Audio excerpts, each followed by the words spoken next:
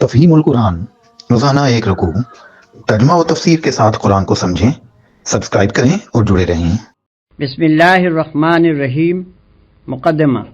ان گزارشوں کے عنوان میں لفظ مقدمہ دیکھ کر کسی کو یہ غلط فہمی نہ ہو کہ میں قرآن کا مقدمہ لکھ رہا ہوں۔ یہ قرآن کا نہیں، تفہیم القرآن کا مقدمہ ہے، اور اس کے لکھنے سے میرے پیش نظر دو مقصد ہیں۔ اول یہ کہ قرآن کا مطالعہ شروع کرنے سے پہلے ایک عام ناظر ان باتوں سے اچھی طرح واقف ہو جائے جن کو ابتدائی میں سمجھ لینے سے فہم قرآن کی راہ آسان ہو جاتی ہے، ورنہ یہ باتیں دوران مطالعہ میں بار بار کھٹکتی ہیں اور بسا اوقات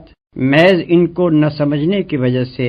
آدمی برسوں تک معنی قرآن کی سطح ہی پر گھومتا رہتا ہے، گہرائی میں اترنے کا راستہ اسے نہیں ملتا۔ دوم یہ کہ ان سوالات کا جواب پہلے ہی دے دیا جائے جو قرآن کو سمجھنے کی کوشش کرتے وقت بالعموم لوگوں کے ذہن میں پیدا ہوا کرتے ہیں۔ میں اس مقدمے میں صرف ان سوالات کا جواب دوں گا جو خود میرے ذہن میں اول پیدا ہوئے تھے یا جن سے بعد میں مجھ کو سابقہ پیش آیا۔ ان کے علاوہ اگر کچھ اور سوالات بھی جواب تلق باقی رہ گئے ہوں تو ان سے مجھے آگاہ کیا جائے، ان کا جواب انشاءاللہ آئندہ اشاعت کے موقع پر اس مقدمے میں بڑھا دیا جائے گا۔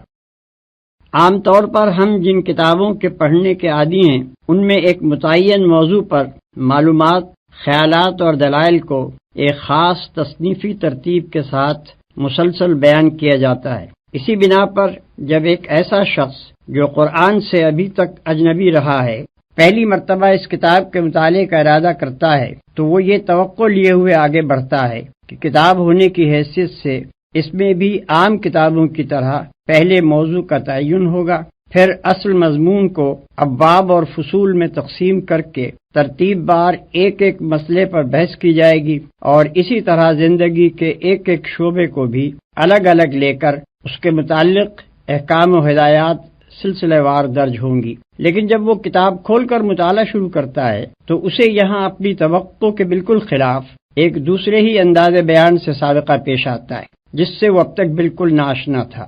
یہاں وہ دیکھتا ہے کہ اعتقادی مسائل، اخلاقی ہدایات، شرعی احکام، دعوت، نصیحت، عبرت، تنقید، ملامت، تخویف، بشارت، تسلی، دلائل، شواہد، تاریخی قصے، آثار کائنات کی طرف اشارے بار بار ایک دوسرے کے بعد آ رہے ہیں۔ ایک ہی مضمون مختلف طریقوں سے مختلف الفاظ میں دہرایا جا رہا ہے، ایک مضمون کے بعد دوسرا اور دوسرے کے بعد تیسرا اچانک شروع ہو جاتا ہے، بلکہ ایک مضمون کے بیچ میں دوسرا مضمون یکایک آ جاتا ہے۔ مخاطب اور متکلم بار بار بدلتے ہیں اور خطاب کا رخ رہ رہ کر مختلف سمتوں میں پھرتا ہے۔ بابوں اور فصلوں کی تقسیم کا کہیں نشان نہیں، تاریخ ہے تو تاریخ نگاری کے انداز میں نہیں، فلسفہ و مابعد الطبیعات ہیں تو منطق و فلسفہ کی زبان میں نہیں، انسان اور موجودات عالم کا ذکر ہے تو علوم طبیعی کے طریقے پر نہیں، تمدن و سیاست اور معیشت و معاشرت کی گفتگو ہے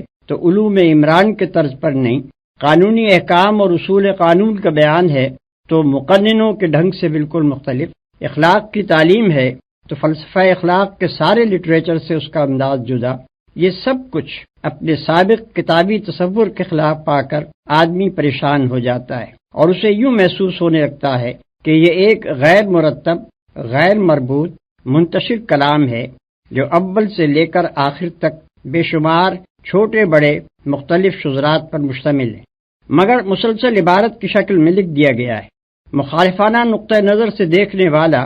اسی پر طرح طرح کے اعتراضات کی بنا رکھ دیتا ہے، اور موافقانہ نقطہ نظر رکھنے والا کبھی معنی کی طرف سے آنکھیں بند کر کے شکوک سے بچنے کی کوشش کرتا ہے، کبھی اس ظاہری بے ترتیبی کی تعویلیں کر کے اپنے دل کو سمجھا لیتا ہے، کبھی مصنوعی طریقے سے ربط تلاش کر کے عجیب عجیب نتائج نکالتا ہے، اور کبھی نظریہ شذرات کو قبول کر لیتا ہے، جس کی وجہ سے ہر آیت اپنے سیاق و سباق سے الگ ہو کر ایسی معنی آفرینیوں کی آمادگاہ بن جاتی ہے جو قائل کے منشا کے خلاف ہوتی ہیں۔ پھر ایک کتاب کو اچھی طرح سمجھنے کے لیے ضروری ہے کہ پڑھنے والے کو اس کا موضوع معلوم ہو، اس کے مقصد و مدعا اور اس کے مرکزی مضمون کا علم ہو، اس کے انداز بیان سے واقفیت ہو، اس کی اصطلاحی زبان اور اس کے مخصوص طرز تعبیر سے شناسائی ہو، اور اس کے بیانات اپنی ظاہری عبارت کے پیچھے جن احوال و معاملات سے تعلق رکھتے ہوں وہ بھی نظر کے سامنے رہیں۔ عام طور پر جو کتابیں ہم پڑھتے ہیں ان میں یہ چیزیں بآسانی مل جاتی ہیں، اس لیے ان کے مضامین کی تہ تک پہنچنے میں ہمیں کوئی بڑی زحمت نہیں ہوتی، مگر قرآن میں یہ اس طرح نہیں ملتی جس طرح ہم دوسری کتابوں میں انہیں پانے کے عادی رہے ہیں۔ اس لیے ایک عام کتاب خواں کی سی ذہنیت لے کر جب ہم میں کا کوئی شخص قرآن کا مطالعہ شروع کرتا ہے تو اسے کتاب کے موضوع، مدعا اور مرکزی مضمون کا سراغ نہیں ملتا۔ اس کا انداز بیان اور طرز تعبیر بھی اسے کچھ اجنبی سا محسوس ہوتا ہے، اور اکثر مقامات پر اس کی عبارات کا پس منظر بھی اس کی نگاہوں سے اوجھل رہتا ہے۔ نتیجہ یہ ہوتا ہے کہ متفرق آیات میں حکمت کے جو موتی بکھرے ہوئے ہیں ان سے کم و بیش مستفید ہونے کے باوجود آدمی کلام اللہ کی اصلی روح تک پہنچنے سے محروم رہ جاتا ہے، اور علم کتاب حاصل کرنے کے بجائے اس کو کتاب کے محض چند منتشر نکات و فوائد پر قناعت کر لینی پڑتی ہے۔ بلکہ اکثر لوگ جو قرآن کا مطالعہ کر کے شبہات میں مبتلا ہو جاتے ہیں ان کے بھٹکنے کی ایک وجہ یہ بھی ہے کہ فہم کتاب کے ان ضروری مبادی سے ناواقف رہتے ہوئے جب وہ قرآن کو پڑھتے ہیں تو اس کے صفحات پر مختلف مضامین انہیں بکھرے ہوئے نظر آتے ہیں۔ بکثرت آیات کا مطلب ان پر نہیں کھلتا۔ بہت سی آیات کو وہ دیکھتے ہیں کہ بجائے خود نور حکمت سے جگمگا رہی ہیں مگر سیاق عبارت میں بالکل بے جوڑ محسوس ہوتی ہیں۔ متعدد مقامات پر تعبیرات اور اسلوب بیان کی ناواقفیت انہیں اصل مطلب سے ہٹا کر کسی اور ہی طرف لے جاتی ہے، اور اکثر مواقع پر پس منظر کا صحیح علم نہ ہونے سے شدید غلط فہمیاں پیش آتی ہیں۔ قرآن کس قسم کی کتاب ہے، اس کے نزول کی کیفیت اور اس کی ترتیب کی نوعیت کیا ہے، اس کا موضوع گفتگو کیا ہے، اس کی ساری بحث کس مدعا کے لیے ہے، کس مرکزی مضمون کے ساتھ اس کے یہ بے شمار مختلف نوع مضامین وابستہ ہیں، کیا طرز استدلال اور کیا طرز بیان اس نے اپنے مدعا کے لیے اختیار کیا ہے، یہ اور ایسے ہی دوسرے چند ضروری سوالات ہیں جن کا جواب صاف اور سیدھے طریقے سے اگر آدمی کو ابتدائی میں مل جائے تو وہ بہت سے خطرات سے بچ سکتا ہے، اور اس کے لیے فہم و تدبر کی راہیں کشادہ ہو سکتی ہیں۔ جو شخص قرآن میں تصنیفی ترتیب تلاش کرتا ہے اور وہاں اسے نہ پا کر کتاب کے صفحات میں بھٹکنے لگتا ہے، اس کی پریشانی کی اصل وجہ یہی ہے کہ وہ مطالعہ قرآن کے ان مبادی سے ناواقف ہوتا ہے۔ وہ اس گمان کے ساتھ مطالعہ شروع کرتا ہے کہ وہ مذہب کے موضوع پر ایک کتاب پڑھنے چلا ہے۔ مذہب کا موضوع اور کتاب، ان دونوں کا تصور اس کے ذہن میں وہی ہوتا ہے جو بالعموم مذہب اور کتاب کے متعلق ذہنوں میں پایا جاتا ہے، مگر جب وہاں اسے اپنے ذہنی تصور سے بالکل ہی مختلف ایک چیز سے سابقہ پیش آتا ہے تو وہ اپنے آپ کو اس سے مانوس نہیں کر سکتا، اور سرشتہ مضمون ہاتھ نہ آنے کے باعث بین السطور یوں بھٹکنا شروع کر دیتا ہے جیسے وہ ایک اجنبی مسافر ہے جو کسی نئے شہر کی گلیوں میں کھو گیا ہے۔ اس گم گشتگی سے وہ بچ جائے اگر اسے پہلے ہی بتا دیا جائے کہ تم جس کتاب کو پڑھنے جا رہے ہو وہ تمام دنیا کے لٹریچر میں اپنے طرز کی ایک ہی کتاب ہے۔ اس کی تصنیف دنیا کی ساری کتابوں سے مختلف طور پر ہوئی ہے، اپنے موضوع اور مضمون اور ترتیب کے لحاظ سے بھی وہ ایک نرالی چیز ہے، لہذا تمہارے ذہن کا وہ کتابی سانچہ جو اب تک کی کتب بینی سے بنا ہے اس کتاب کے سمجھنے میں تمہاری مدد نہ کرے گا بلکہ الٹا مزاحم ہوگا۔ اسے سمجھنا چاہتے ہو تو اپنے پہلے سے قائم کیے ہوئے قیاسات کو ذہن سے نکال کر اس کی عجیب خصوصیات سے شناسائی حاصل کرو۔ اس سلسلے میں سب سے پہلے ناظر کو قرآن کی اصل سے واقف ہو جانا چاہیے، وہ خواہ اس پر ایمان لائے یا نہ لائے، مگر اس کتاب کو سمجھنے کے لیے اسے نقطۂ آغاز کے طور پر اس کی وہی اصل قبول کرنی ہوگی جو خود اس نے اور اس کے پیش کرنے والے نے یعنی محمد صلی اللہ علیہ وسلم نے بیان کی ہے، اور وہ یہ ہے: ایک، خداوند عالم نے جو ساری کائنات کا خالق اور مالک اور فرماروا ہے، اپنی بے پایا مملکت کے اس حصے میں جسے زمین کہتے ہیں انسان کو پیدا کیا، اسے جاننے اور سوچنے اور سمجھنے کی قوتیں دیں، بھلائی اور برائی کی تمیز دی، انتخاب اور ارادے کی آزادی عطا کی، تصرف کے اختیارات بخشے، اور فی الجملہ ایک طرح کی خود اختیاری آٹونومی دے کر اس زمین میں اپنا خلیفہ بنایا۔ دو، اس منصب پر انسان کو مقرر کرتے وقت خداوند عالم نے اچھی طرح اس کے کان کھول کر یہ بات اس کے ذہن نشین کر دی تھی کہ تمہارا اور تمام جہان کا مالک، معبود اور حاکم میں ہوں۔ میری اس سلطنت میں نہ تم خود مختار ہو، نہ کسی دوسرے کے بندے ہو، اور نہ میرے سوا کوئی تمہاری اطاعت و بندگی اور پرستش کا مستحق ہے۔ دنیا کی یہ زندگی جس میں تمہیں اختیارات دے کر بھیجا جا رہا ہے، دراصل تمہارے لیے ایک امتحان کی مدت ہے، جس کے بعد تمہیں میرے پاس واپس آنا ہوگا، اور میں تمہارے کام کی جانچ کر کے فیصلہ کروں گا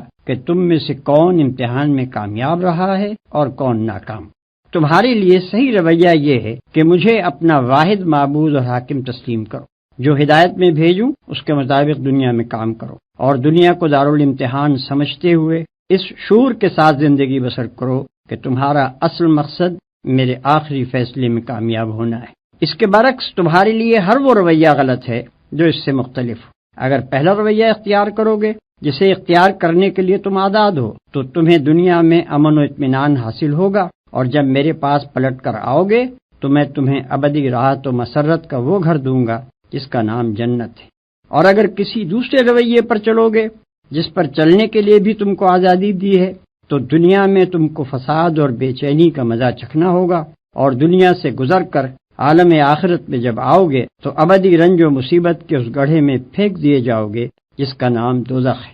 نمبر 3، یہ فہمائش کر کے مالک کائنات نے نوع انسانی کو زمین میں جگہ دی، اور اس نوع کے اولین افراد آدم اور حوا کو وہ ہدایت بھی دے دی جس کے مطابق انہیں اور ان کی اولاد کو زمین میں کام کرنا تھا۔ یہ اولین انسان جہالت اور تاریکی کی حالت میں پیدا نہیں ہوئے تھے، بلکہ خدا نے زمین پر ان کی زندگی کا آغاز پوری روشنی میں کیا تھا۔ وہ حقیقت سے واقف تھے، انہیں ان کا قانون حیات بتا دیا گیا تھا۔ ان کا طریق زندگی خدا کی اطاعت یعنی اسلام تھا، اور وہ اپنی اولاد کو یہی بات سکھا کر گئے کہ وہ مطیع خدا مسلم بن کر رہیں۔ لیکن بعد کی صدیوں میں رفتہ رفتہ انسان اس صحیح طریقے زندگی سے منحرف ہو کر مختلف قسم کے غلط رویوں کی طرف چل پڑے۔ انہوں نے غفلت سے اس کو بھی گم کیا اور شرارت سے اس کو مسخ بھی کر ڈالا۔ انہوں نے خدا کے ساتھ زمین و آسمان کے مختلف انسانی اور غیر انسانی،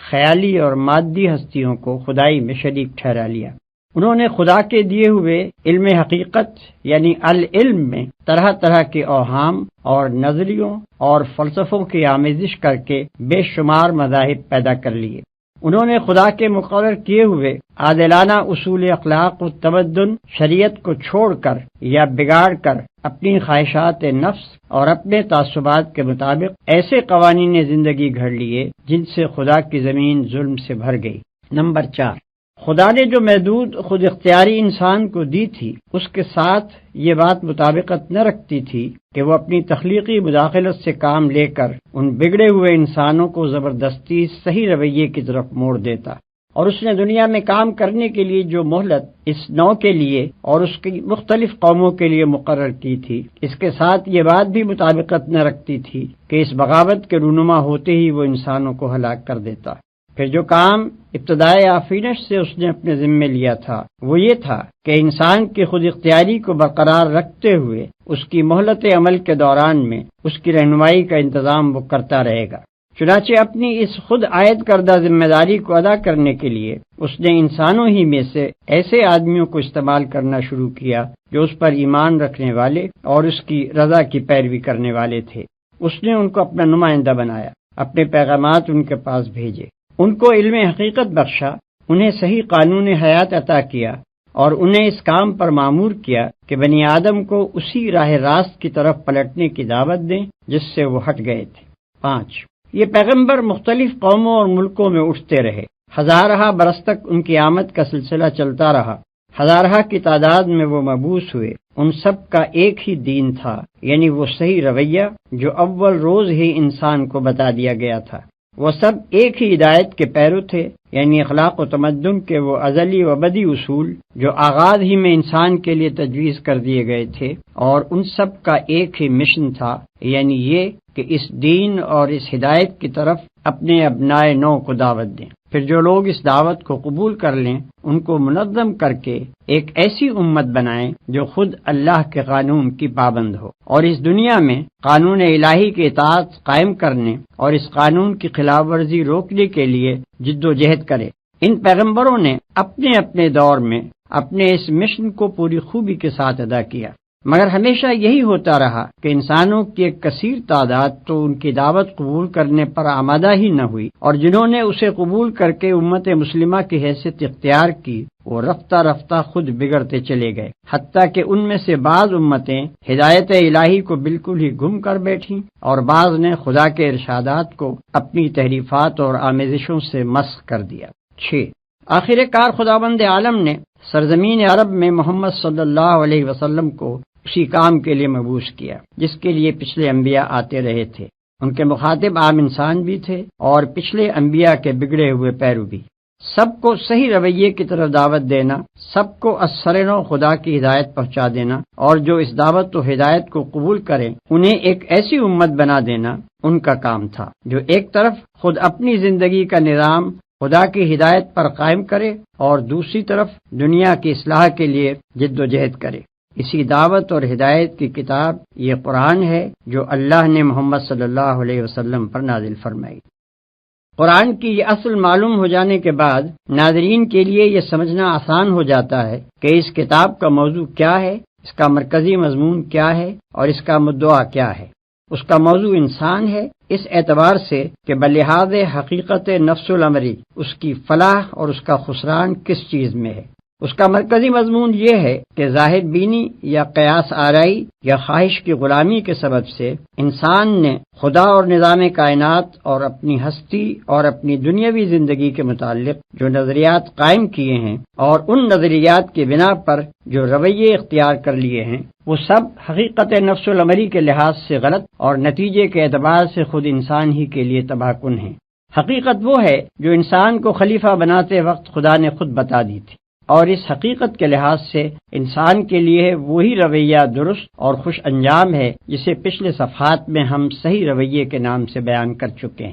اس کا مدعا انسان کو اس صحیح رویے کی طرف دعوت دینا اور اللہ کی اس ہدایت کو واضح طور پر پیش کرنا ہے جسے انسان اپنی غفلت سے گم اور اپنی شرارت سے مست کرتا رہا ہے۔ ان تین بنیادی امور کو ذہن میں رکھ کر کوئی شخص قرآن کو دیکھے تو اسے صاف نظر آئے گا کہ یہ کتاب کہیں اپنے موضوع اور اپنے مدعا اور مرکزی مضمون سے بال برابر بھی نہیں ہٹی ہے۔ اول سے لے کر آخر تک اس کے مختلف 9 مضامین اس کے مرکزی مضمون کے ساتھ اس طرح جڑے ہوئے ہیں جیسے ایک ہار کے چھوٹے بڑے رنگ برنگ جواہر ہار کے رشتے میں مربوط و منسلک ہوتے ہیں۔ وہ زمین و آسمان کی ساخت پر، انسان کی خلقت پر، آثار کائنات کے مشاہدات اور گزری ہوئی قوموں کے واقعات پر گفتگو کرتا ہے، مختلف قوموں کے عقائد و اخلاق اور اعمال پر تنقید کرتا ہے، مابعد الطبیعی امور و مسائل کی تشریح کرتا ہے اور بہت سی دوسری چیزوں کا ذکر بھی کرتا ہے، مگر اس لیے نہیں کہ اسے طبیعیات یا تاریخ یا فلسفے یا کسی اور فن کی تعلیم دینی ہے، بلکہ اس لیے کہ اسے حقیقت نفس الامری کے متعلق انسان کی غلط فہمیاں دور کرنی ہے، اصل حقیقت لوگوں کے ذہن نشین کرنی ہے، خلاف حقیقت رویے کی غلطی و بد انجامی واضح کرنی ہے اور اس رویے کی طرف دعوت دینی ہے جو مطابق حقیقت اور خوش انجام ہے۔ یہی وجہ ہے کہ وہ ہر چیز کا ذکر صرف اس حد تک اور اس انداز میں کرتا ہے جو اس کے مدعا کے لیے ضروری ہے، ہمیشہ ان چیزوں کا ذکر بقدر ضرورت کرنے کے بعد غیر متعلق تفصیلات کو چھوڑ کر اپنے مقصد اور مرکزی مضمون کی طرف رجوع کرتا ہے، اور اس کا سارا بیان انتہائی یکسانی کے ساتھ دعوت کے محور پر گھومتا رہتا ہے۔ مگر قرآن کے طرز بیان اور اس کی ترتیب اور اس کے بہت سے مضامین کو آدمی اس وقت تک اچھی طرح نہیں سمجھ سکتا جب تک کہ وہ اس کی کیفیت نزول کو بھی اچھی طرح نہ سمجھ لے۔ یہ قرآن اس نوعیت کی کتاب نہیں ہے کہ اللہ تعالیٰ نے بیک وقت اسے لکھ کر محمد صلی اللہ علیہ وسلم کو دے دیا ہو اور کہہ دیا ہو کہ اسے شائع کر کے لوگوں کو ایک خاص رویہ زندگی کی طرف بلائیں۔ نیز یہ اس نوعیت کی کتاب بھی نہیں ہے کہ اس میں مصنفانہ انداز پر کتاب کے موضوع اور مرکزی مضمون کے متعلق بحث کی گئی ہو، یہی وجہ ہے کہ اس میں نہ تصنیفی ترتیب پائی جاتی ہے اور نہ کتابی اسلوب۔ دراصل اس کی نوعیت یہ ہے کہ اللہ تعالیٰ نے عرب کے شہر مکہ میں اپنے ایک بندے کو پیغمبری کی خدمت کے لیے منتخب کیا اور اسے حکم دیا کہ اپنے شہر اور اپنے قبیلے یعنی قریش سے دعوت کی ابتدا کرے۔ یہ کام شروع کرنے کے لیے آغاز میں جن ہدایات کی ضرورت تھی صرف وہی دی گئیں، اور وہ زیادہ تر 3 مضمونوں پر مشتمل تھیں۔ ایک، پیغمبر کو اس امر کی تعلیم کہ وہ خود اپنے آپ کو اس عظیم الشان کام کے لیے کس طرح تیار کریں اور کس طرز پر کام کریں۔ دوسرے، حقیقت نفس الامری کے متعلق ابتدائی معلومات اور حقیقت کے بارے میں ان غلط فہمیوں کی مجمل تردید جو گرد و پیش کے لوگوں میں پائی جاتی تھیں، جن کی وجہ سے ان کا رویہ غلط ہو رہا تھا۔ تیسرے، صحیح رویے کی طرف دعوت اور ہدایت الہی کے ان بنیادی اصول اخلاق کا بیان جن کی پیروی میں انسان کے لیے فلاح و سعادت ہے۔ شروع کے یہ پیغامات ابتدائے دعوت کی مناسبت سے چند چھوٹے چھوٹے مختصر بولوں پر مشتمل ہوتے تھے، جن کی زبان نہایت شستہ، نہایت شیریں، نہایت پر اثر اور مخاطب قوم کے مذاق کے مطابق بہترین ادبی رنگ لیے ہوئے ہوتی تھی، تاکہ دلوں میں یہ بول تیر و نشتر کی طرح پیوست ہو جائیں، کان خود بخود ان کے ترنم کی وجہ سے ان کی طرف متوجہ ہوں، اور زبانیں ان کے حسن تناسب کی وجہ سے بے اختیار ہو کر انہیں دہرانے لگیں۔ پھر ان میں مقامی رنگ بہت زیادہ تھا، اگرچہ بیان تو کی جا رہی تھیں عالمگیر صداقتیں، مگر ان کے لیے دلائل و شواہد اور مثالیں اس قریب ترین ماحول سے لی گئی تھیں جس سے مخاطب لوگ اچھی طرح مانوس تھے۔ انہی کی تاریخ، انہی کی روایات، انہی کے روزمرہ مشاہدے میں آنے والے آثار اور انہی کی اعتقادی و اخلاقی اور اجتماعی خرابیوں پر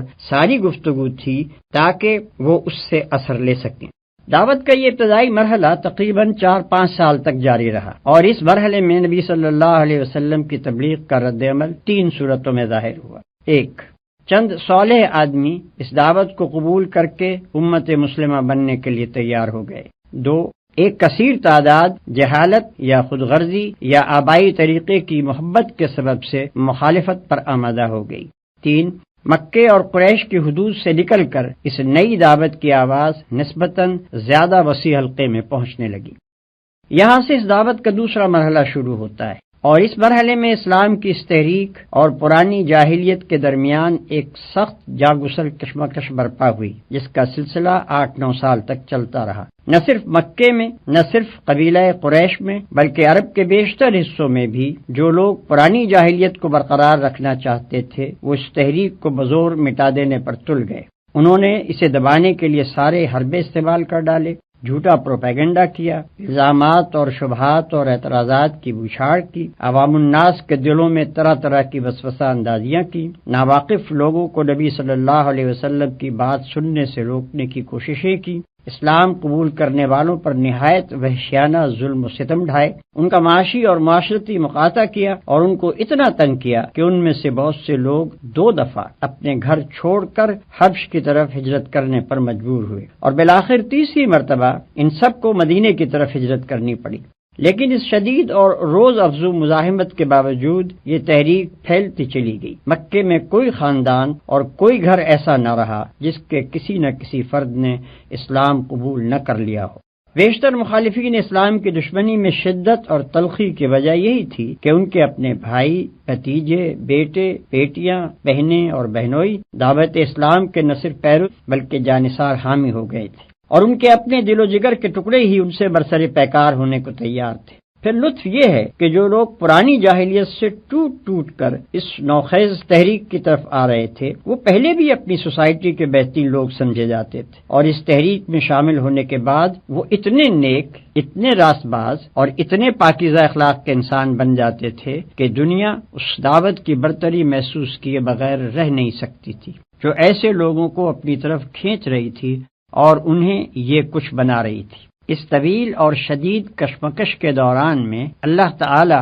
حسب موقع اور حسب ضرورت اپنے نبی پر ایسے پرجوش خطبے نازل کرتا رہا جن میں دریا کی سی روانی، سیلاب کی سی قوت اور تیز و تند آگ کی سی تاثیر تھی۔ ان خطبوں میں ایک طرف اہل ایمان کو ان کے ابتدائی فرائض بتائے گئے، ان کے اندر جماعتی شعور پیدا کیا گیا، انہیں تقوی اور فضیلت اخلاق اور پاکیزگی سیرت کی تعلیم دی گئی، ان کو دین حق کی تبلیغ کے طریقے بتائے گئے، کامیابی کے وعدوں اور جنت کی بشارتوں سے ان کی ہمت بندھائی گئی، انہیں صبر و ثبات اور بلند حوصلگی کے ساتھ اللہ کی راہ میں جد و جہد کرنے پر ابھارا گیا، اور فداکاری کا ایسا زبردست جوش اور ولولہ ان میں پیدا کیا گیا کہ وہ ہر مصیبت جھیل جانے اور مخالفت کے بڑے سے بڑے طوفانوں کا مقابلہ کرنے کے لیے تیار ہو گئے۔ دوسری طرف مخالفین اور راہ راست سے منہ موڑنے والوں اور غفلت کی نیند سونے والوں کو ان قوموں کے انجام سے ڈرایا گیا جن کی تاریخ سے وہ خود واقف تھے، ان تباہ شدہ بستیوں کے آثار سے عبرت دلائی گئی جن کے کھنڈروں پر سے شب و روز اپنے سفروں میں ان کا گزر ہوتا تھا۔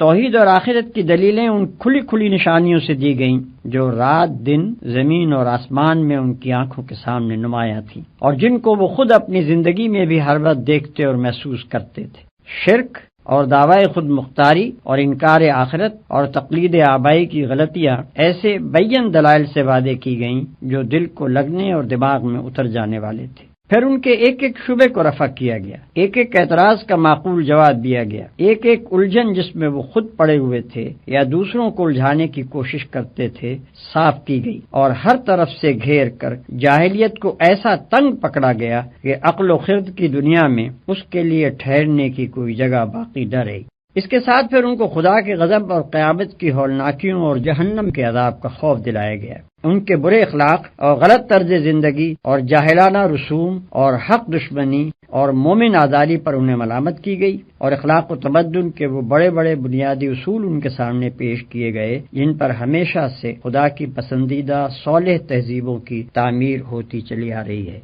یہ مرحلہ بجائے خود مختلف منزلوں پر مشتمل تھا جن میں سے ہر منزل میں دعوت زیادہ وسیع ہوتی گئی، جد و جہد اور مزاحمت زیادہ سخت ہوتی گئی، مختلف عقائد اور مختلف طرز عمل رکھنے والے گروہوں سے سابقہ پیش آتا گیا، اور اسی کے مطابق اللہ کی طرف سے آنے والے پیغامات میں مضامین کا تنوع بڑھتا گیا۔ یہ ہے قرآن مجید کی مکی صورتوں کا پس منظر۔ مکے میں اس تحریک کو اپنا کام کرتے ہوئے 13 سال گزر چکے تھے کہ یکایک مدینے میں اس کو ایک ایسا مرکز بہم پہنچ گیا جہاں اس کے لیے یہ ممکن ہو گیا کہ عرب کے تمام حصوں سے اپنے پیرووں کو سمیٹ کر ایک جگہ اپنی طاقت مجتمع کر لے۔ چنانچہ نبی صلی اللہ علیہ وسلم اور بیشتر متبعین اسلام ہجرت کر کے مدینے پہنچ گئے۔ اس طرح یہ دعوت تیسرے مرحلے میں داخل ہوئی۔ اس مرحلے میں حالات کا نقشہ بالکل بدل گیا۔ امت مسلمہ ایک باقاعدہ ریاست کی بنا ڈالنے میں کامیاب ہو گئی۔ پرانی جاہلیت کے علمبرداروں سے مسلح مقابلہ شروع ہوا۔ پچھلے انبیاء کی امتوں یہود و نصارہ سے بھی سابقہ پیش آیا۔ خود امت مسلمہ کے اندرونی نظام میں مختلف قسم کے منافق گھس آئے اور ان سے بھی نمٹنا پڑا، اور 10 سال کی شدید کشمکش سے گزر کر آخر کار یہ تحریک کامیابی کی اس منزل پر پہنچی کہ سارا عرب اس کے زیر نگیں ہو گیا اور عالمگیر دعوت و اصلاح کے دروازے اس کے سامنے کھل گئے۔ اس مرحلے کی بھی مختلف منزلیں تھیں، اور ہر منزل میں اس تحریک کی مخصوص ضرورتیں تھیں۔ ان ضرورتوں کے مطابق اللہ تعالیٰ کی طرف سے ایسی تقریریں نبی صلی اللہ علیہ وسلم پر نازل ہوتی رہیں جن کا انداز کبھی آتشی خطابت کا، کبھی شاہانہ فرامین و احکام کا، کبھی معلمانہ درس و تعلیم کا، اور کبھی مصلحانہ افہام و تفہیم کا ہوتا تھا۔ ان میں بتایا گیا کہ جماعت اور ریاست اور مدنیت صالحہ کی تعمیر کس طرح کی جائے، زندگی کے مختلف شعبوں کو کن اصول و ضوابط پر قائم کیا جائے، منافقین سے کیا سلوک ہو، ذمی کافروں سے کیا برتاؤ ہو، اہل کتاب سے تعلقات کی کیا نوعیت رہے، برسر جنگ دشمنوں اور معاہد قوموں کے ساتھ کیا طرز عمل اختیار کیا جائے، اور منظم اہل ایمان کا یہ گروہ دنیا میں خداوند عالم کی خلافت کے فرائض انجام دینے کے لیے اپنے آپ کو کس طرح تیار کرے۔ ان تقریروں میں ایک طرف مسلمانوں کی تعلیم و تربیت کی جاتی تھی، ان کی کمزوریوں پر تنبیہ کی جاتی تھی، ان کو راہ خدا میں جان و مال سے جہاد کرنے پر ابھارا جاتا تھا، ان کو شکست اور فتح، مصیبت اور راحت، بدحالی اور خوشحالی، امن اور خوف، غرض ہر حال میں اس کے مناسب اخلاقیات کا درس دیا جاتا تھا، اور انہیں اس طرح تیار کیا جاتا تھا کہ وہ نبی صلی اللہ علیہ وسلم کے بعد آپ کے جانشین بن کر اس دعوت و اصلاح کے کام کو انجام دے سکیں۔ دوسری طرف ان لوگوں کو جو دائرہ ایمان سے باہر تھے، اہل کتاب، منافقین، کفار و مشرکین سب کو ان کی مختلف حالتوں کے لحاظ سے سمجھانے، نرمی سے دعوت دینے، سختی سے ملامت اور نصیحت کرنے، خدا کے عذاب سے ڈرانے اور سبق آموز واقعات و احوال سے عبرت دلانے کی کوشش کی جاتی تھی تاکہ ان پر حجت تمام کر دی جائے۔ یہ ہے قرآن مجید کی مدنی صورتوں کا پس منظر۔ اس بیان سے یہ بات واضح ہو جاتی ہے کہ قرآن مجید ایک دعوت کے ساتھ اترنا شروع ہوا، اور وہ دعوت اپنے آغاز سے لے کر اپنی انتہائی تکمیل تک 23 سال کی مدت میں جن جن مرحلوں اور جن جن منزلوں سے گزرتی رہی، ان کی مختلف نوع ضرورتوں کے مطابق قرآن کے مختلف حصے نازل ہوتے رہے۔ ظاہر ہے کہ ایسی کتاب میں وہ تصنیفی ترتیب نہیں ہو سکتی جو ڈاکٹریٹ کی ڈگری لینے کے لیے کسی مقالے میں اختیار کی جاتی ہے۔ پھر اس دعوت کے ارتقاء کے ساتھ ساتھ قرآن کے جو چھوٹے اور بڑے حصے نازل ہوئے وہ بھی رسالوں کی شکل میں شائع نہیں کیے جاتے تھے، بلکہ تقریروں کی شکل میں بیان کیے جاتے اور اسی شکل میں پھیلائے جاتے تھے۔ اس لیے ان کا اسلوب بھی تحریری نہ تھا بلکہ خطابت کا اسلوب تھا۔ پھر یہ خطابت بھی ایک پروفیسر کے لیکچروں کی سی نہیں بلکہ ایک دائی کے خطبوں کی سی تھی، جسے دل و دماغ، عقل اور جذبات ہر ایک سے اپیل کرنا ہوتا ہے، جس کو ہر قسم کی ذہنیتوں سے سابقہ پیش آتا ہے، جسے اپنی دعوت و تبلیغ اور عملی تحریک کے سلسلے میں بے شمار مختلف حالتوں میں کام کرنا پڑتا ہے۔ ہر ممکن پہلو سے اپنی بات دلوں میں بٹھانا، خیالات کی دنیا بدلنا، جذبات کا سیلاب اٹھانا، مخالفتوں کا زور توڑنا، ساتھیوں کی اصلاح و تربیت کرنا اور ان میں جوش اور عزم ابھارنا، دشمنوں کو دوست اور منکروں کو معترف بنانا، مخالفین کی حجت منقطع کرنا اور ان کی اخلاقی طاقت کا استحصال کر دینا، غرض اسے وہ سب کچھ کرنا ہوتا ہے جو ایک دعوت کے علمبردار اور ایک تحریک کے رہنما کے لیے ضروری ہے۔ اس لیے اللہ نے اس کام کے سلسلے میں اپنے پیغمبر پر جو تقریریں نازل فرمائیں ان کا طرز خطابت وہی تھا جو ایک دعوت کے مناسب حال ہوتا ہے۔ ان میں کالج کے لیکچروں کا سا انداز تلاش کرنا صحیح نہیں ہے۔ یہی سے یہ بات بھی اچھی طرح سمجھ میں آ سکتی ہے کہ قرآن میں مضامین کی اس قدر تکرار کیوں ہے۔ ایک دعوت اور عملی تحریک کا فطری اقتضا یہ ہے کہ وہ جس وقت جس مرحلے میں ہو اس میں وہی باتیں کہی جائیں جو اس مرحلے سے مناسبت رکھتی ہوں، اور جب تک دعوت ایک مرحلے میں رہے بعد کے مراحل کی بات نہ چھیڑی جائے بلکہ اسی مرحلے کی باتوں کا اعادہ کیا جاتا رہے، خواہ اس میں چند مہینے لگیں یا کئی سال صرف ہو جائیں۔ پھر اگر ایک ہی قسم کی باتوں کا اعادہ ایک ہی عبارت اور ایک ہی ڈنگ پر کیا جاتا رہے تو کان انہیں سنتے سنتے تھک جاتے ہیں اور طبیعتیں اکتانے لگتی ہیں۔ اس لیے یہ بھی ضروری ہے کہ ہر مرحلے میں جو باتیں بار بار کہنی ہوں انہیں ہر بار نئے الفاظ، نئے اسلوب اور نئی آن بان سے کہا جائے تاکہ نہایت خوشگوار طریقے سے وہ دلوں میں بیٹھ جائیں اور دعوت کی ایک ایک منزل اچھی طرح مستحکم ہوتی چلی جائے۔ اس کے ساتھ یہ بھی ضروری ہے کہ دعوت کی بنیاد جن عقائد اور اصولوں پر ہو انہیں پہلے قدم سے آخری منزل تک کسی وقت اور کسی حال میں نظروں سے اوجھل نہ ہونے دیا جائے بلکہ ان کا اعادہ بہرحال دعوت کے ہر مرحلے میں ہوتا رہے۔ یہی وجہ ہے کہ دعوت اسلامی کے ایک مرحلے میں قرآن کی جتنی صورتیں نازل ہوئی ہیں ان سب میں بالعموم ایک ہی قسم کے مضامین، الفاظ اور انداز بیان بدل کر آئے ہیں، مگر توحید اور صفات الہی، آخرت اور اس کی باز پرس اور جزا و سزا، رسالت اور ایمان بالکتاب، تقوی اور صبر و توکل اور اسی قسم کے دوسرے بنیادی مضامین کی تکرار پورے قرآن میں نظر آتی ہے، کیونکہ اس تحریک کے کسی مرحلے میں بھی ان سے غفلت گوارا نہیں کی جا سکتی تھی۔ یہ بنیادی تصورات اگر ذرا بھی کمزور ہو جاتے تو اسلام کی یہ تحریک اپنی صحیح روح کے ساتھ نہ چل سکتی۔ اگر غور کیا جائے تو اسی بیان سے یہ سوال بھی حل ہو جاتا ہے کہ نبی صلی اللہ علیہ وسلم نے قرآن کو اسی ترتیب کے ساتھ کیوں نہ مرتب کر دیا جس کے ساتھ وہ نازل ہوا تھا۔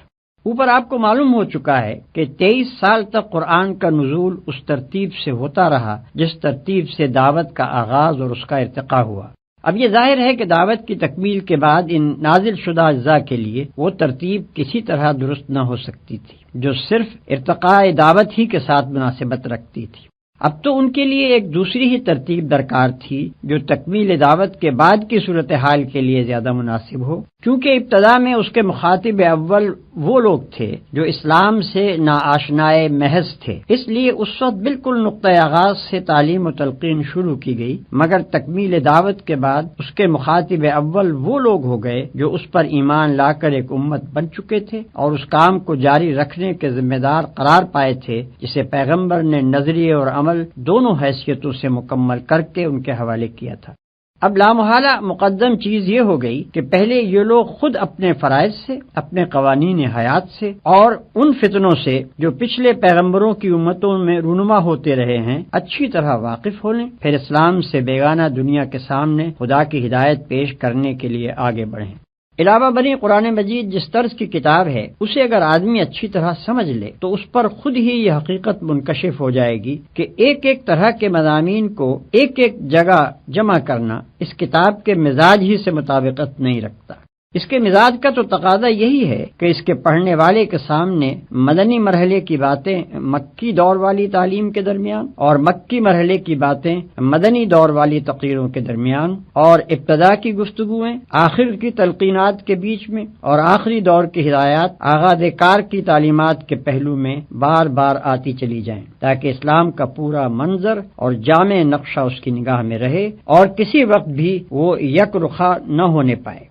پھر اگر قرآن کو اس کی نزولی ترتیب پر مرتب کیا بھی جاتا تو وہ ترتیب بعد کے لوگوں کے لیے صرف اسی صورت میں بامانی ہو سکتی تھی جبکہ قرآن کے ساتھ اس کی پوری تاریخ نزول اور اس کے ایک ایک جز کی کیفیت نزول و شان نزول لکھ کر لگا دی جاتی اور وہ لازمی طور پر قرآن کا ایک ضمیمہ بن کر رہتی۔ یہ بات اس مقصد کے خلاف تھی جس کے لیے اللہ تعالیٰ نے اپنے کلام کا یہ مجموعہ مرتب اور محفوظ کرایا تھا۔ وہاں تو پیش نظر چیز ہی یہ تھی کہ خالص کلام الہی بغیر کسی دوسرے کلام کی آمیزش یا شمول کے اپنی مختصر صورت میں مرتب ہو، جسے بچے، جوان، بوڑھے، عورت، مرد، شہری، دیہاتی، عامی، عالم سب پڑھیں، ہر زمانے میں اور ہر جگہ ہر حالت میں پڑھیں، اور ہر مرتبہ عقل و دانش کا انسان کم از کم یہ بات ضرور جان لے کہ اس کا خدا اس سے کیا چاہتا ہے اور کیا نہیں چاہتا۔ ظاہر ہے کہ یہ مقصد فوت ہو جاتا اگر اس مجموعہ کلام الہی کے ساتھ ایک لمبی چوڑی تاریخ بھی لگی ہوئی ہوتی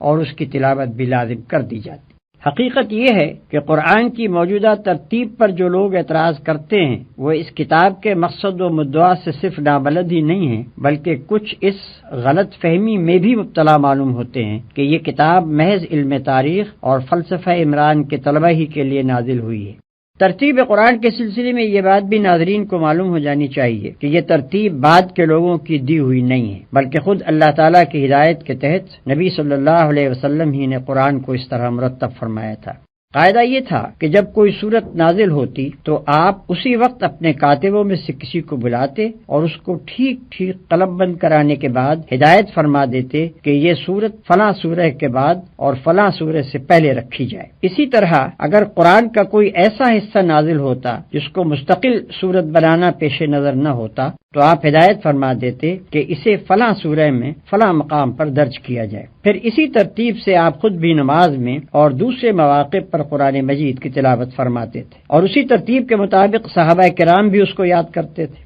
لہذا یہ ایک ثابت شدہ تاریخی حقیقت ہے کہ قرآن مجید کا نزول جس روز مکمل ہوا اسی روز اس کی ترتیب بھی مکمل ہو گئی۔ جو اس کا نازل کرنے والا تھا وہی اس کا مرتب کرنے والا بھی تھا، جس کے قلب پر وہ نازل کیا گیا اسی کے ہاتھوں اسے مرتب بھی کرا دیا گیا، کسی دوسرے کی مجال نہ تھی کہ اس میں مداخلت کرتا۔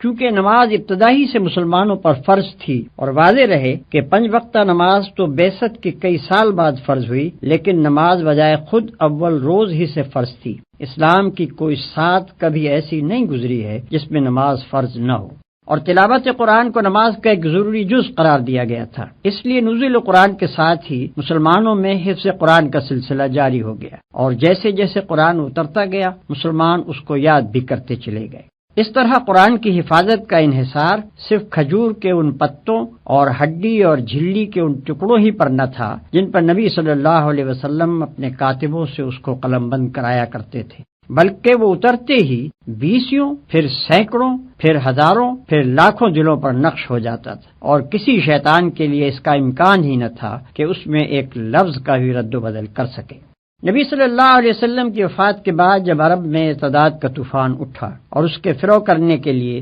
صحابہ کرام کو سخت خونریز لڑائیاں لڑنی پڑیں تو ان مارکوں میں ایسے صحابہ کی کثیر تعداد شہید ہو گئی جن کو پورا قرآن حفظ تھا۔ اس سے حضرت عمر رضی اللہ تعالی عنہ کو خیال پیدا ہوا کہ قرآن کی حفاظت کے معاملے میں صرف ایک ہی ذریعے پر اعتماد کر لینا مناسب نہیں ہے، بلکہ الواح قلب کے ساتھ ساتھ صفحات قرطاس پر بھی اس کو محفوظ کرنے کا انتظام کر لینا چاہیے۔ چنانچہ اس کام کی ضرورت انہوں نے حضرت ابوبکر صدیق رضی اللہ عنہ پر واضح کی، اور انہوں نے کچھ تعمل کے بعد اس سے اتفاق کر کے حضرت زید بن ثابت انصاری رضی اللہ تعالی عنہ کو، جو نبی صلی اللہ علیہ وسلم کے کاتب یعنی سیکریٹری رہ چکے تھے، اس خدمت پر مامور فرمایا۔ قاعدہ یہ مقرر کیا گیا کہ ایک طرف تو وہ تمام لکھے ہوئے اجزاء فراہم کر لیے جائیں جو نبی صلی اللہ علیہ وسلم نے چھوڑے ہیں، دوسری طرف صحابہ کرام میں سے بھی جس کے پاس قرآن یا اس کا کوئی حصہ لکھا ہوا ملے وہ ان سے لے لیا جائے۔ معتبر روایات سے معلوم ہوتا ہے کہ حضور صلی اللہ علیہ وسلم کی زندگی میں متعدد صحابہ کرام نے قرآن کو یا اس کے مختلف اجزاء کو اپنے پاس قلم بند کر کے رکھ چھوڑا تھا۔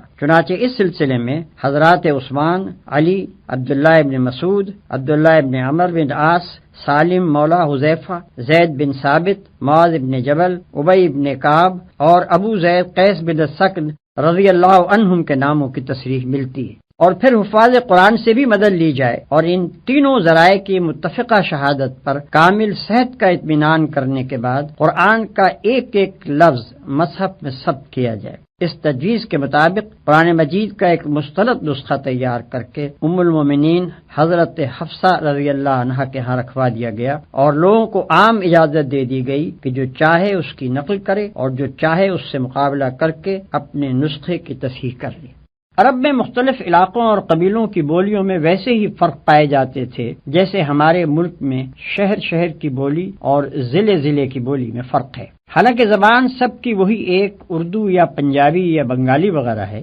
قرآن مجید اگرچہ نازل اس زبان میں ہوا تھا جو مکہ میں قریش کے لوگ بولتے تھے، لیکن ابتداً اس امر کی اجازت دے دی گئی تھی کہ دوسرے علاقوں اور قبیلوں کے لوگ اپنے اپنے لہجے اور محاورے کے مطابق اسے پڑھ لیا کریں، کیونکہ اس طرح معنی میں کوئی فرق نہیں پڑتا تھا، صرف عبارت ان کے لیے ملائم ہو جاتی تھی۔ لیکن رفتہ رفتہ جب اسلام پھیلا اور عرب کے لوگوں نے اپنے ریگستان سے نکل کر دنیا کے ایک بڑے حصے کو فتح کر لیا اور دوسری قوموں کے لوگ بھی دائرہ اسلام میں آنے لگے اور بڑے پیمانے پر عرب و عجم کے اختلاط سے عربی زبان متاثر ہونے لگی، تو یہ اندیشہ پیدا ہوا کہ اگر اب بھی دوسرے لہجوں اور محاوروں کے مطابق قرآن پڑھنے کی اجازت باقی رہی تو اس سے طرح طرح کے فتنے کھڑے ہو جائیں گے۔ مثلا یہ کہ ایک شخص کسی دوسرے شخص کو غیر مانوس طریقے پر کلام اللہ کی تلاوت کرتے ہوئے سنے گا اور یہ سمجھ کر اس سے لڑ پڑے گا کہ وہ دانستہ کلام الہی میں تحریف کر رہا ہے، یا یہ کہ یہ لفظی اختلافات رفتہ رفتہ واقعی تحریفات کا دروازہ کھول دیں گے،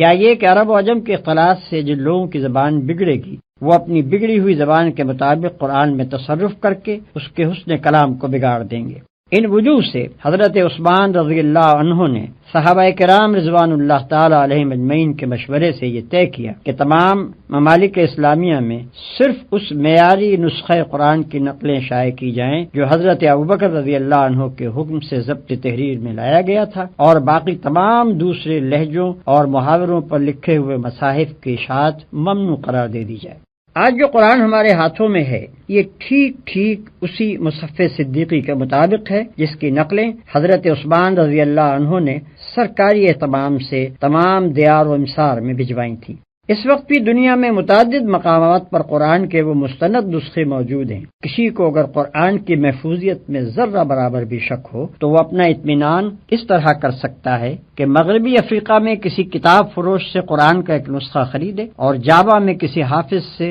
زبانی قرآن سن کر اس کا مقابلہ کرے، اور پھر دنیا کی بڑی بڑی لائبریریوں میں حضرت عثمان غنی رضی اللہ عنہ کے وقت سے لے کر آج تک مختلف صدیوں کے لکھے ہوئے جو مصاحف رکھے ہیں ان سے اس کا تقابل کر لے۔ اگر کسی حرف یا شوشے کا فرق وہ پائے تو اس کا فرض ہے کہ دنیا کو اس سب سے بڑے تاریخی انکشاف سے ضرور مطلع کرے۔ کوئی شک نواز قرآن کے منزل من اللہ ہونے میں شک کرنا چاہے تو کر سکتا ہے، لیکن یہ بات کہ جو قرآن ہمارے ہاتھ میں ہے یہ بلا کسی کمی بیشی کے ٹھیک وہی قرآن ہے جو محمد رسول اللہ صلی اللہ علیہ وسلم نے دنیا کے سامنے پیش کیا تھا، یہ تو ایک ایسی تاریخی حقیقت ہے جس میں کسی شک کی گنجائش ہی نہیں ہے۔ انسانی تاریخ میں کوئی دوسری چیز ایسی نہیں پائی جاتی جو اس قدر قطعی ثبوت ہو۔ اگر کوئی شخص اس کی صحت میں شک کرتا ہے تو پھر وہ اس میں بھی شک کر سکتا ہے کہ رومن امپائر نامی کوئی سلطنت دنیا میں رہ چکی ہے اور کبھی مغل ہندوستان پر حکومت کر چکے ہیں اور نیپولین نام کا کوئی شخص بھی دنیا میں پایا گیا ہے۔ ایسے تاریخی حقائق پر شکوک کا اظہار کرنا علم کا نہیں، جہالت کا ثبوت ہے۔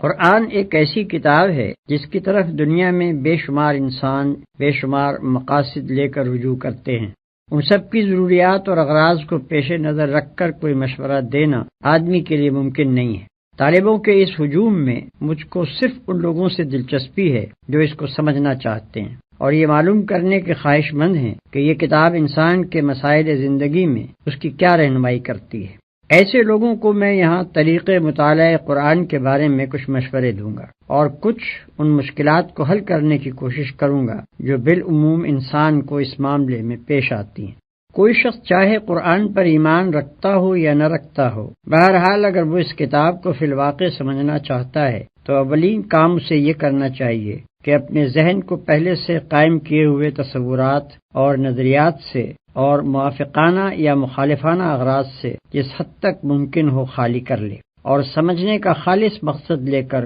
کھلے دل سے اس کو پڑھنا شروع کرے۔ جو لوگ چند مخصوص قسم کے خیالات ذہن میں لے کر اس کتاب کو پڑھتے ہیں وہ اس کی سطروں کے درمیان اپنے ہی خیالات پڑھتے چلے جاتے ہیں، قرآن کی ان کو ہوا بھی نہیں لگنے پاتی۔ یہ طریق مطالعہ کسی کتاب کو پڑھنے کے لیے بھی صحیح نہیں ہے، مگر خصوصیت کے ساتھ قرآن تو اس طرز کے پڑھنے والوں کے لیے اپنے معنی کے دروازے کھولتا ہی نہیں۔ پھر جو شخص محض سرسری سی واقفیت بہم پہنچانا چاہتا ہو اس کے لیے تو شاید ایک دفعہ پڑھ لینا کافی ہو جائے، لیکن جو اس کی گہرائیوں میں اترنا چاہے اس کے لیے 2-4 دفعہ کا پڑھنا بھی کافی نہیں ہو سکتا۔ اس کو بار بار پڑھنا چاہیے، ہر مرتبہ ایک خاص ڈھنگ سے پڑھنا چاہیے اور ایک طالب علم کی طرح پینسل اور کاپی ساتھ لے کر بیٹھنا چاہیے تاکہ ضروری نکات نوٹ کرتا جائے۔ اس طرح جو لوگ پڑھنے پر آمادہ ہوں ان کو کم از کم 2 مرتبہ پورے قرآن کو صرف اس غرض کے لیے پڑھنا چاہیے کہ ان کے سامنے بحیثیت مجموعی وہ پورا نظام فکر و عمل آ جائے جسے یہ کتاب پیش کرنا چاہتی ہے۔ اس ابتدائی مطالعے کے دوران میں وہ قرآن کے پورے منظر پر ایک جامع نظر حاصل کرنے کی کوشش کریں اور یہ دیکھتے جائیں کہ یہ کتاب کیا بنیادی تصورات پیش کرتی ہے اور پھر ان تصورات پر کس قسم کا نظام زندگی تعمیر کرتی ہے۔ اس اثناء میں اگر کسی مقام پر کوئی سوال ذہن میں کھٹکے تو اس پر وہیں اسی وقت کوئی فیصلہ نہ کر بیٹھیں بلکہ اسے نوٹ کر لیں اور صبر کے ساتھ آگے مطالعہ جاری رکھیں۔ اغلب یہ ہے کہ آگے کہیں نہ کہیں انہیں اس کا جواب مل جائے گا۔ اگر جواب مل جائے تو اپنے سوال کے ساتھ اسے نوٹ کر لیں، لیکن اگر پہلے مطالعے کے دوران میں انہیں اپنے کسی سوال کا جواب نہ ملے تو صبر کے ساتھ دوسری بار پڑھیں۔ میں اپنے تجربے کی بنا پر یہ کہتا ہوں کہ دوسری بار کے غیر مطالعے میں شاذ و نادر ہی کوئی سوال جواب طلب باقی رہ جاتا ہے۔ اس طرح قرآن پر ایک جامع نظر حاصل کر لینے کے بعد تفصیلی مطالعے کی ابتدا کرنی چاہیے۔ اس سلسلے میں ناظر کو تعلیمات قرآن کا ایک ایک پہلو ذہن نشین کر کے نوٹ کرتے جانا چاہیے۔ مثلاً وہ اس بات کو سمجھنے کی کوشش کرے کہ انسانیت کا کون سا نمونہ ہے جسے قرآن پسندیدہ قرار دیتا ہے اور کس نمونے کے انسان اس کے نزدیک مبغوض و مردود ہیں۔ اس مضمون کو اچھی طرح اپنی گرفت میں لانے کے لیے اس کو چاہیے کہ اپنی کاپی پر ایک طرف پسندیدہ انسان اور دوسری طرف ناپسندیدہ انسان کی خصوصیات آمنے سامنے نوٹ کرتا چلا جائے، یا مثلاً وہ یہ معلوم کرنے کی کوشش کرے کہ قرآن کے نزدیک انسان کی فلاح و نجات کا مدار کن امور پر ہے اور کیا چیزیں ہیں جن کو وہ انسان کے لیے نقصان اور ہلاکت اور بربادی کا موجب قرار دیتا ہے۔ اس مضمون کو بھی وضاحت اور تفصیل کے ساتھ جاننے کا صحیح طریقہ یہ ہے کہ آدمی اپنی کاپی پر موجبات فلاح اور موجبات خسران کے 2 عنوانات ایک دوسرے کے مقابل قائم کر لے اور مطالعہ قرآن کے دوران میں روزانہ دونوں قسم کی چیزوں کو نوٹ کرتا جائے۔ علی ھذا القیاس عقائد، اخلاق، حقوق، فرائض، معاشرت، تمدن، معیشت، سیاست، قانون، نظم جماعت، صلح، جنگ اور دوسرے مسائل زندگی میں سے ایک ایک کے متعلق قرآن کی ہدایات کو آدمی نوٹ کرتا چلا جائے اور یہ سمجھنے کی کوشش کرے کہ ان میں سے ہر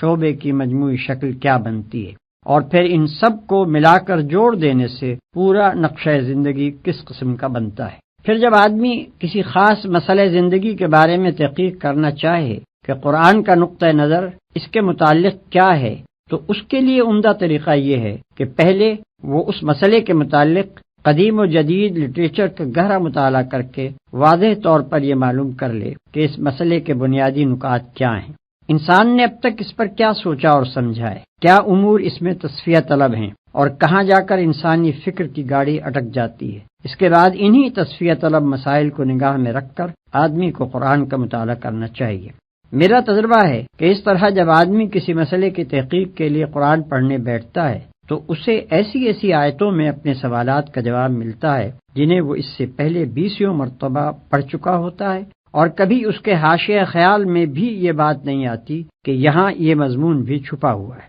لیکن فہم قرآن کی ان ساری تدبیروں کے باوجود آدمی قرآن کی روح سے پوری طرح آشنا نہیں ہونے پاتا جب تک کہ عملاً وہ کام نہ کرے جس کے لیے قرآن آیا ہے۔ یہ محض نظریات اور خیالات کی کتاب نہیں ہے کہ آپ آرام کرسی پر بیٹھ کر اسے پڑھیں اور اس کی ساری باتیں سمجھ جائیں۔ یہ دنیا کے عام تصور مذہب کے مطابق ایک نری مذہبی کتاب بھی نہیں ہے کہ مدرسے اور خانقاہ میں اس کے سارے رموز حل کر لیے جائیں، جیسا کہ اس مقدمے کے آغاز میں بتایا جا چکا ہے۔ یہ ایک دعوت اور تحریک کی کتاب ہے۔ اس نے آتے ہی ایک خاموش، تباہ اور نیک نہاد انسان کو گوشہ عزلت سے نکال کر خدا سے پھری ہوئی دنیا کے مقابلے میں لا کھڑا کیا، باطل کے خلاف اس سے آواز اٹھوائی، اور وقت کے علمبرداران نے کفر و فسق و ضلالت سے اس کو لڑا دیا۔ گھر گھر سے ایک ایک سعید روح اور پاکیزہ نفس کو کھینچ کھینچ کر لائی،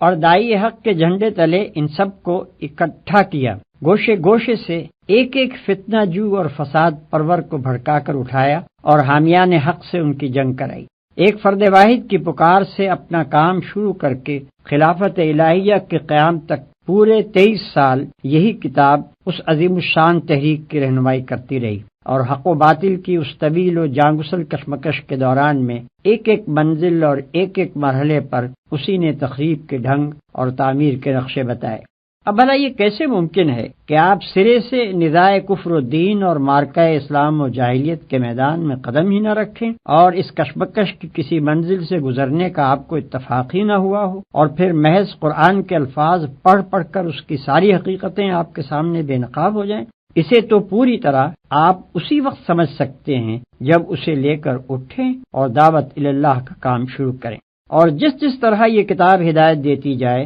اس طرح قدم اٹھاتے چلے جائیں۔ تب وہ سارے تجربات آپ کو پیش آئیں گے جو نزول قرآن کے وقت پیش آئے تھے۔ مکے اور حبش اور طائف کی منزلیں بھی آپ دیکھیں گے، اور بدر و احد سے لے کر حنین اور تبوک تک کے مراحل بھی آپ کے سامنے آئیں گے۔ ابو جہل اور ابو لہب سے بھی آپ کو واسطہ پڑے گا، منافقین اور یہود بھی آپ کو ملیں گے، اور سابقین اولین سے لے کر مؤلفۃ القلوب تک سبھی طرح کے انسانی نمونے آپ دیکھ بھی لیں گے اور برت بھی لیں گے۔ یہ ایک اور ہی قسم کا سلوک ہے جس کو میں سلوک قرآنی کہتا ہوں۔ اس سلوک کی شان یہ ہے کہ اس کی جس منزل سے آپ گزرتے جائیں گے، قرآن کی کچھ آیتیں اور صورتیں خود سامنے آ کر آپ کو بتاتی چلی جائیں گی کہ وہ اسی منزل میں اتری تھیں اور یہ ہدایت لے کر آئی تھیں۔ اس وقت یہ تو ممکن ہے کہ لغت اور نحو اور معنی اور بیان کے کچھ نکات سالک کی نگاہ سے چھپے رہ جائیں، لیکن یہ ممکن نہیں ہے کہ قرآن اپنی روح کو اس کے سامنے بے نقاب کرنے سے بخل برت جائے۔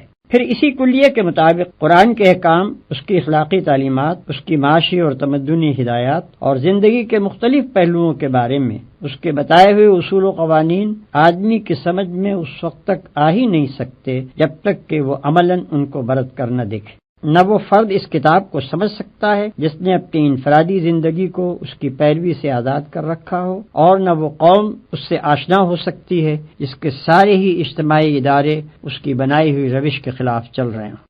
قرآن کے اس دعوے سے ہر کہہ و مہ واقف ہے کہ وہ تمام نوع انسانی کی ہدایت کے لیے آیا ہے، لیکن جب کوئی شخص اس کو پڑھنے بیٹھتا ہے تو دیکھتا ہے کہ اس کا روح سخن زیادہ تر اپنے زمانہ نزول کے اہل عرب کی طرف ہے۔ اگرچہ کبھی کبھی وہ بنی آدم اور عامت الناس کو بھی پکارتا ہے، لیکن اکثر باتیں وہ ایسی کہتا ہے جو عرب کے مذاق، عرب ہی کے ماحول، عرب ہی کی تاریخ اور عرب ہی کے رسم و رواج سے ربط و تعلق رکھتی ہیں۔ ان چیزوں کو دیکھ کر آدمی سوچنے لگتا ہے کہ جو چیز عام انسانوں کی ہدایت کے لیے اتاری گئی تھی اس میں وقتی اور مقامی اور قومی عنصر اتنا زیادہ کیوں ہے؟ اس معاملے کی حقیقت کو نہ سمجھنے کی وجہ سے بعض لوگ اس شک میں پڑ جاتے ہیں کہ شاید یہ چیز اصل میں تو اپنے ہم عصر اہل عرب ہی کی اصلاح کے لیے تھی، لیکن بعد میں زبردستی کھینچ تان کر اسے تمام انسانوں کے لیے اور ہمیشہ ہمیشہ کے لیے کتاب ہدایت قرار دے دیا گیا۔ جو شخص یہ اعتراض محض اعتراض کی خاطر نہیں اٹھاتا بلکہ فی الواقع اسے سمجھنا چاہتا ہے، اسے میں مشورہ دوں گا کہ وہ پہلے خود قرآن کو پڑھ کر ذرا ان مقامات پر نشان لگائے جہاں اس نے کوئی ایسا عقیدہ یا خیال یا تصور پیش کیا ہو یا کوئی ایسا اخلاقی اصول یا عملی قاعدہ و ضابطہ بیان کیا ہو جو صرف عرب ہی کے لیے مخصوص ہو اور جس کو وقت اور زمانے اور مقام نے فی الواقع محدود کر رکھا ہو۔ محض یہ بات کہ وہ ایک خاص مقام اور زمانے کے لوگوں کو خطاب کر کے ان کے مشرکانہ عقائد اور رسوم کی تردید کرتا ہے اور انہی کے گرد و پیش کی چیزوں کو مواد استدلال کے طور پر لے کر توحید کے دلائل قائم کرتا ہے، یہ فیصلہ کر دینے کے لیے کافی نہیں ہے کہ اس کی دعوت اور اس کا اپیل بھی وقتی اور مقامی ہے۔ دیکھنا یہ چاہیے کہ شرک کی تردید میں جو کچھ وہ کہتا ہے کیا وہ دنیا کے ہر شرک پر اسی طرح چسپاں نہیں ہوتا جس طرح مشرکین عرب کے شرک پر چسپاں ہوتا تھا؟ کیا انہی دلائل کو ہم ہر زمانے اور ہر ملک کے مشرکین کی اصلاح خیال کے لیے استعمال نہیں کر سکتے؟ اور کیا اس بات توحید کے لیے قرآن کے طرز استدلال کو تھوڑے سے رد و بدل کے ساتھ ہر وقت ہر جگہ کام میں نہیں لایا جا سکتا؟ اگر جواب اس بات میں ہے تو پھر کوئی وجہ نہیں کہ ایک عالمگیر تعلیم کو صرف اس بنا پر وقتی و مقامی قرار دیا جائے کہ ایک خاص وقت میں ایک خاص قوم کو خطاب کر کے وہ پیش کی گئی تھی۔ دنیا کا کوئی فلسفہ اور کوئی نظام زندگی اور کوئی مذہب فکر ایسا نہیں ہے جس کی ساری باتیں از اول تا آخر تجریدی ایبسٹریکٹ طرز بیان میں پیش کی گئی ہوں اور کسی متعین حالت یا صورت پر اس کو چسپاں کر کے ان کی توضیح نہ کی گئی ہو۔ ایسی مکمل تجرید اول تو ممکن نہیں ہے، اور ممکن ہو بھی تو جو چیز اس طریقے پر پیش کی جائے گی وہ صرف صفحہ کاغذ ہی پر رہ جائے گی، انسانوں کی زندگی میں اس کا جذب ہو کر ایک عملی نظام میں تبدیل ہونا محال ہے۔ پھر کسی فکری و اخلاقی اور تمدنی تحریک کو اگر بین الاقوامی پیمانے پر پھیلانا مقصود ہو تو اس کے لیے بھی یہ قطعاً ضروری نہیں ہے، بلکہ سچ یہ ہے کہ مفید بھی نہیں ہے کہ شروع سے اس کو بالکل ہی بین الاقوامی بنانے کی کوشش کی جائے۔ در حقیقت اس کا صحیح عملی طریقہ صرف ایک ہی ہے، اور وہ یہ ہے کہ جن افکار اور نظریات اور اصولوں پر وہ تحریک انسانی زندگی کے نظام کو قائم کرنا چاہتی ہے انہیں پوری قوت کے ساتھ خود اس ملک میں پیش کیا جائے جہاں سے اس کی دعوت اٹھی ہو، ان لوگوں کے ذہن نشین کیا جائے جن کی زبان اور مزاج اور عادات و خصائل سے اس تحریک کے داعی بخوبی واقف ہوں، اور پھر اپنے ہی ملک میں ان اصولوں کو عملاً برت کر اور ان پر ایک کامیاب نظام زندگی چلا کر دنیا کے سامنے نمونہ پیش کیا جائے۔ تبھی دوسری قومیں اس کی طرف توجہ کریں گی اور ان کے ذہین آدمی خود آگے بڑھ کر اسے سمجھنے اور اپنے ملک میں رواج دینے کی کوشش کریں گے۔ لہذا محض یہ بات کہ کسی نظام فکر و عمل کو ابتداً ایک ہی قوم کے سامنے پیش کیا گیا تھا اور استدلال کا سارا زور اسی کو سمجھانے اور مطمئن کرنے پر صرف کر دیا گیا تھا، اس امر کی دلیل نہیں ہے کہ وہ نظام فکر و عمل محض قومی ہے۔ فی الواقع جو خصوصیات ایک قومی نظام کو ایک بین الاقوامی نظام سے اور ایک وقتی نظام کو ایک ابدی نظام سے ممیز کرتی ہیں وہ یہ ہیں کہ قومی نظام یا تو ایک قوم کی برتری اور اس کے مخصوص حقوق کا مدعی ہوتا ہے یا اپنے اندر کچھ ایسے اصول اور نظریات رکھتا ہے جو دوسری اقوام میں نہیں چل سکتے۔ اس کے برعکس جو نظام بین الاقوامی ہوتا ہے وہ تمام انسانوں کو برابر کا درجہ اور برابر کے حقوق دینے کے لیے تیار ہوتا ہے اور اس کے اصولوں میں بھی عالمگیریت پائی جاتی ہے۔ اسی طرح ایک وقتی نظام لازمی طور پر اپنی بنیاد کچھ ایسے اصولوں پر رکھتا ہے جو زمانے کی چند پلٹیوں کے بعد صریحاً ناقابل عمل ہو جاتے ہیں، اور اس کے برعکس ایک ابدی نظام کے اصول تمام بدلتے ہوئے حالات پر منطبق ہوتے چلے جاتے ہیں۔ ان خصوصیات کو نگاہ میں رکھ کر کوئی شخص خود قرآن کو پڑھے اور ان چیزوں کو ذرا متعین کرنے کی کوشش کرے جن کی بنا پر واقعی یہ گمان کیا جا سکتا ہو کہ قرآن کا پیش کردہ نظام وقتی اور قومی ہے۔